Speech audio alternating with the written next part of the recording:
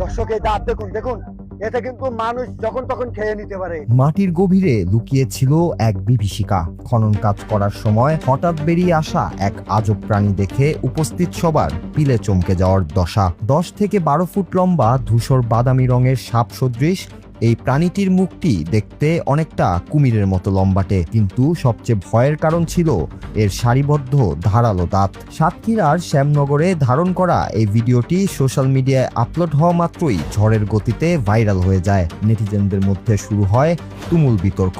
মাটির তলদেশ থেকে উঠে আসা এই দানবাকৃতি জীবটি আসলে কি?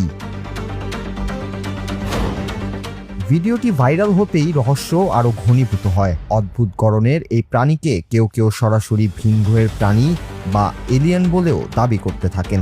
সামাজিক যোগাযোগ মাধ্যমে কেউ বলছেন এটি অভিশপ্ত কোনো জীব, আবার কেউ কেউ একে শেষ জামানার বা কিয়ামতের আলামত হিসেবেও ব্যাখ্যা করছেন।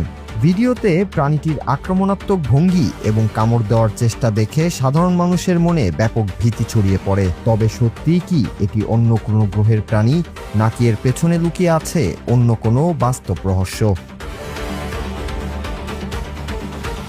চমকে দেওয়া এই ঘটনার রহস্য উন্মোচন করেছেন বন্যপ্রাণী ও মৎস্য বিশেষজ্ঞরা। বিশেষজ্ঞদের মতে এটি কোনো ভিনগ্রহের প্রাণী বা অলৌকিক কিছু নয়। এটি আসলে লবণাক্ত পানির এক প্রজাতির মাছ, যার নাম পাইকঙ্গার ইল। বাংলাদেশের উপকূলীয় অঞ্চলে একে স্থানীয়ভাবে কামিলা মাছ, খিলা মাছ বা বড় আকারের বাইন মাছ বলা হয়। মূলত সমুদ্রের মোহনা বা কর্দমাক্ত জলাশয়ে এদের বসবাস। কিন্তু কেন এরা মাটির নিচে ছিল?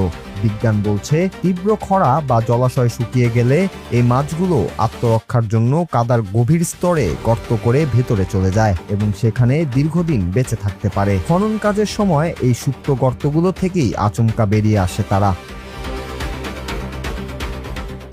রহস্যের সমাধান হলেও এই প্রাণীটি মোটেও অবহেলার নয়। মৎস্য বিশেষজ্ঞদের মতে পাইকঙ্গার ইল অত্যন্ত ক্ষিপ্র এবং আক্রমণাত্মক। এর ধারালো দাঁত মানুষের জন্য বেশ ঝুঁকিপূর্ণ হতে পারে। তাই ভিডিওতে দেখা যাওয়া প্রাণীটির মতো কোনো কিছুর দেখা মিললে আতঙ্কিত হয়ে ভুল ব্যাখ্যা না ছড়িয়ে বরং স্থানীয় বন বিভাগ বা মৎস্য কর্মকর্তাদের জানানোর পরামর্শ দেওয়া হয়েছে। রহস্যের হাতছানি আমাদের রোমাঞ্চিত করলেও সবকিছুর পেছনেই যে একটি বৈজ্ঞানিক ব্যাখ্যা থাকে, সাতক্ষীরার এই ঘটনাই তার সবথেকে বড় প্রমাণ। Nur Raju, Bangla TV, news desk.